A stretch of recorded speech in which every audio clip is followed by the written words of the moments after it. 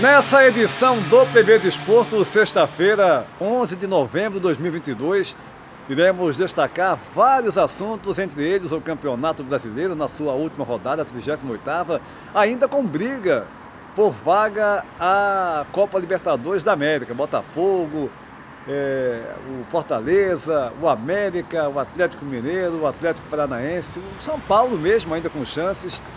Enfim, Jorge Moraes, aliás, e Antônio Manuel Góes, na opinião do PB Desporto, irão analisar essa última rodada, as possibilidades ainda de equipes, as melhores equipes nesse campeonato, as decepções, como também as perspectivas dos clubes para 2023. Clubes já anunciando aí interesse em jogadores, Flamengo anunciando que está muito perto do Gerson, enfim. Também, nessa edição do PB Desporto, informações do Campeonato Português em sua 13ª jornada e, é claro, a convocação dos 26 nomes do técnico Fernando Santos da seleção portuguesa para o Mundial do Catar. Isso e muito mais, fiquem ligados após a nossa vinheta.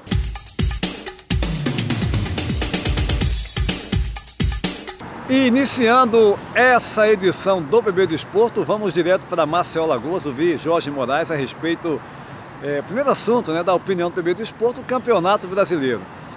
Fiquem ligados, iremos destacar ainda nessa edição o Campeonato Português na sua 13ª jornada, os 26 nomes do técnico Fernando Santos da seleção portuguesa, Cristiano Ronaldo, claro, confirmado, o Pepe, veterano, 39 anos, e uma surpresa, Antônio Silva, jogador do Benfica, 19 anos apenas, convocado entre os 26 nomes. Mas agora é a hora da opinião. Jorge Moraes, primeira pergunta para o amigo, depois Antônio Manuel Góes, é a respeito dessa última rodada do Brasileirão. E também como é que você viu o Campeonato Brasileiro, as melhores equipes, as decepções. Ei, Moraes, um abraço. Olá, Júnior, tudo bem? Um forte abraço para você, um abraço para o Antônio Manuel e para todo mundo que está ligado aqui no PB Desporto. É verdade, Campeonato Brasileiro, ou melhor, a temporada do futebol brasileiro, que começou lá em janeiro, está chegando ao seu final nesse próximo final de semana, com a última rodada da primeira divisão, onde a gente já tem o Palmeiras como campeão e alguns clubes já definidos com vagas garantidas na fase de grupo da Copa Libertadores da América. Na fase de pré-Copa Libertadores da América ainda há uma briga nesse momento em busca dessas duas vagas e ainda com definições em relação ao meio da tabela, que é a Copa Sul-Americana, e lá embaixo o rebaixamento. Na minha opinião, além do Palmeiras, que foi o grande campeão da divisão especial, a Série A, do Flamengo, que ganhou a Copa do Brasil e a Copa Libertadores da América desse ano, dois clubes me surpreenderam nessa reta final e nessa temporada como um todo. O Fluminense, que foi inclusive o campeão carioca e garantindo uma vaga para a próxima Libertadores da América.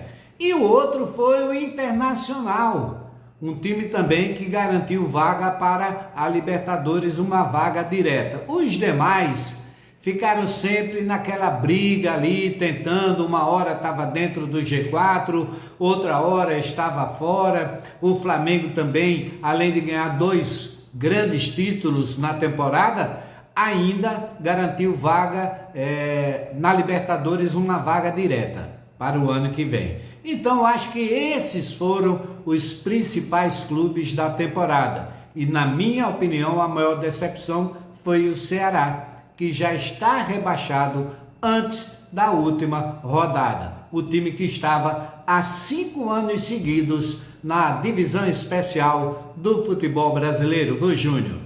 Moraes, sem dúvida alguma, o Ceará foi uma das decepções desse campeonato, junto com o Red Bull Bragantino. O Ceará sendo rebaixado, e eu não coloco o Ceará como uma das 4 piores equipes. tem um elenco até, digamos, aceitável, né, a ponto de brigar por permanecer pelo menos no Brasileirão, mas resultados negativos e acabou o Ceará sendo rebaixado. Antônio Manuel Góes, quero ouvir também a sua opinião a respeito do Brasileirão e sei que você tem inclusive alguns dados, né, vai analisar essa disputa ainda, né, de algumas equipes por vagas à Copa Libertadores da América. Antônio Júnior, Jorge Moraes e seguidores do PB Desporto. Afora o Palmeiras, já campeão com 81 pontos antes dessa última rodada neste fim de semana do Brasileirão Série A. Internacional em segundo, Fluminense em terceiro, Corinthians em quarto e Flamengo em quinto, ainda podem ter alteradas suas posições. No Beira-Rio, o Inter recebe o Palmeiras, campeão cumpridor de tabela, para quem o empate estará de bom tamanho. Resultado que também interessa ao Colorado, que faria então 71 pontos, se será alcançado pelo Fluminense, mesmo vitorioso diante do Bragantino, mas chegando aos 70. Com o Flamengo garantido pela conquista da Copa do Brasil e o Palmeiras campeão do Brasileirão na fase de grupos da Libertadores de 2023, Internacional, Fluminense, Corinthians, Atléticos Paranaense e Mineiro, além do Botafogo, fecham por hora o G8 de brasileiros no principal torneio continental do próximo ano.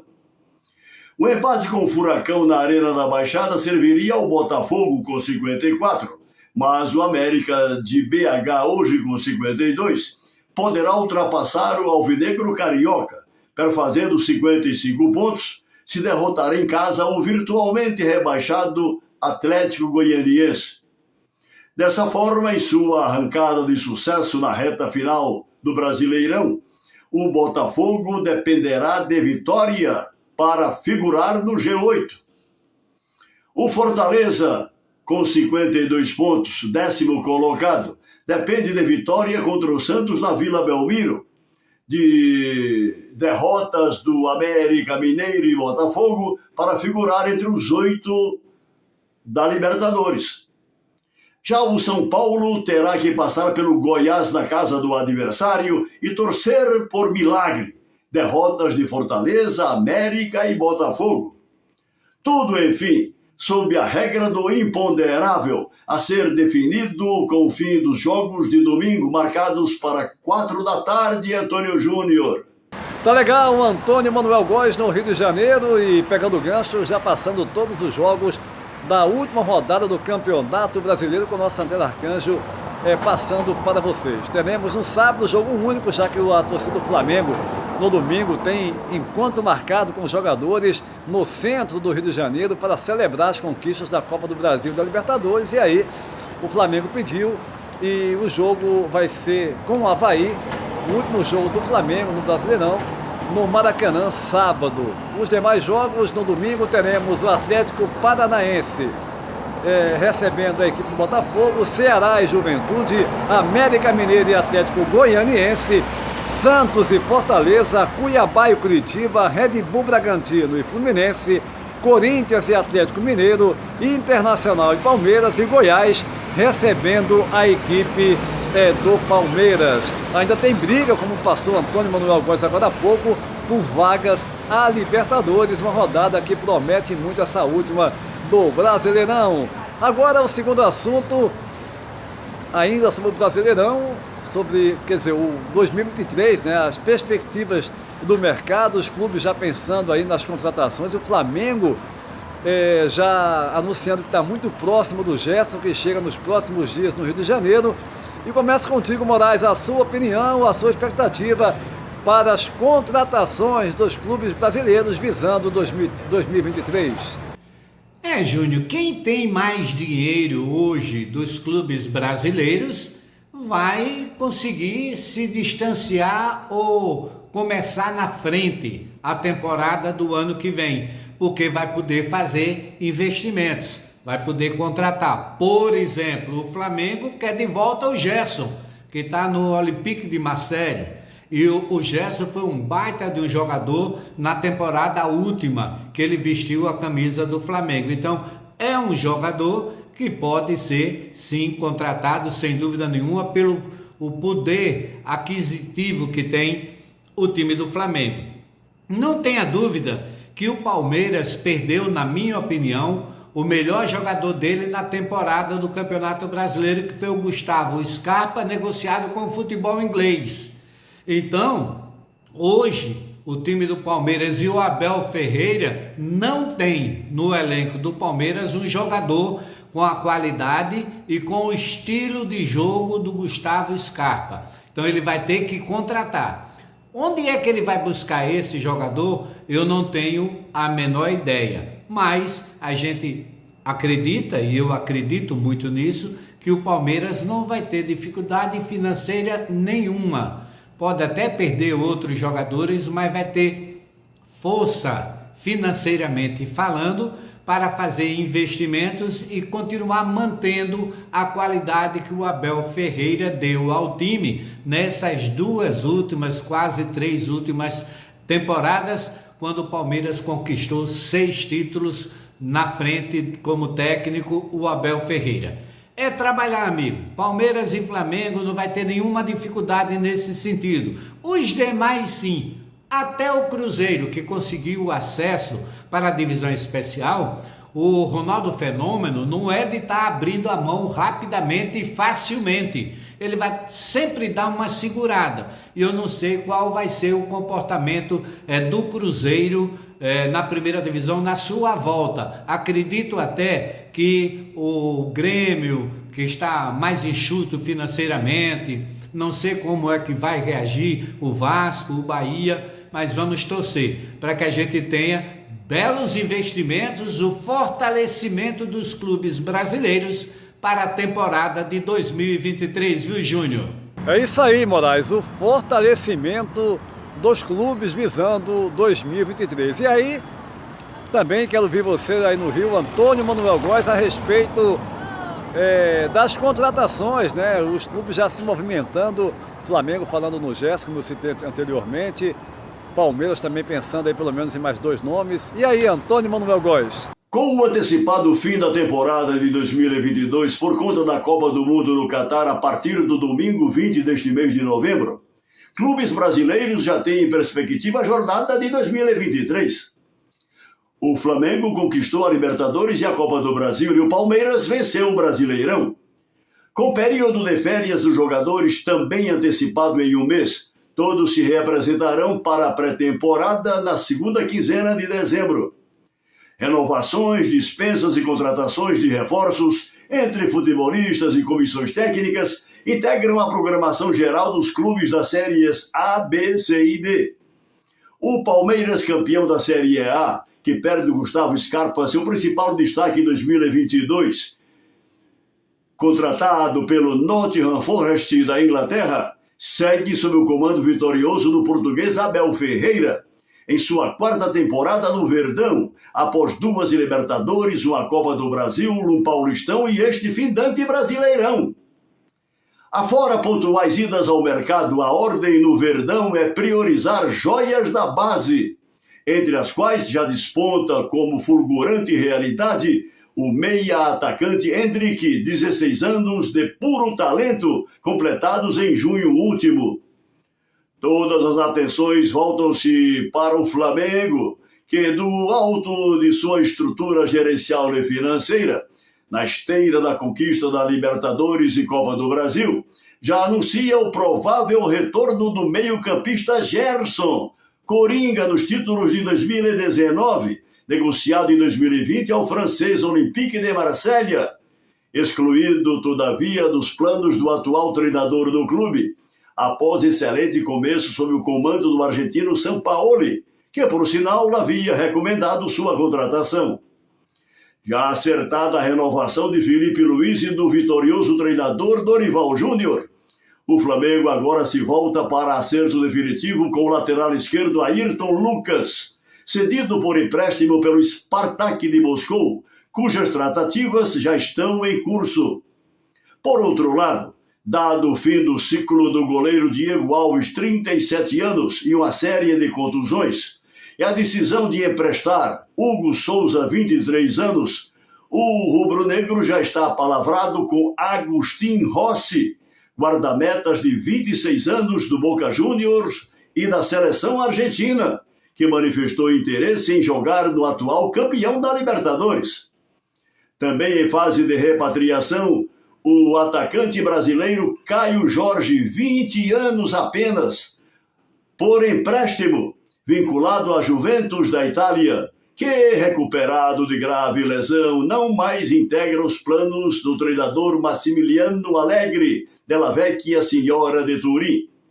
Caio Jorge, 1,80 m, é pernambucano de Olinda, iniciado nas bases do Náutico e Esporte, daí para o Santos, onde, por conta de seu raro talento de artilheiro, estreou na equipe principal do Peixe, substituindo justamente Bruno Henrique, do Flamengo. Aos 16 anos, em 2018, tido como um prodígio. Apesar de precoce realidade, foi pouco aproveitado e em 2020 negociado com o clube italiano, onde sofreu grave lesão.